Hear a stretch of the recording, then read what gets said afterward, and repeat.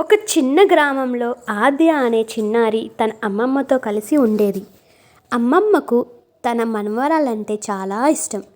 ప్రతిరోజు రాత్రి పడుకునే ముందు అమ్మమ్మ ఆద్యకు చక్కటి కథలు చెప్పేది.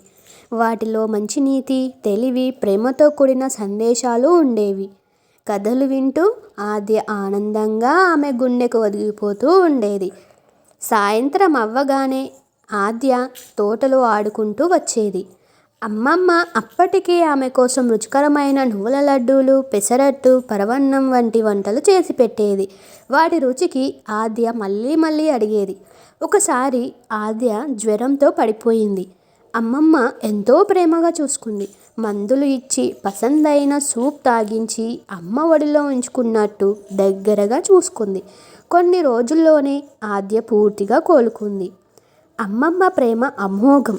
అమ్మమ్మలు మన జీవితంలో ఆనందం, ప్రేమ, జ్ఞానం పంచే అమృత బిందువుల వంటి వారు. మనం వారిని గౌరవించి ప్రేమించాలి.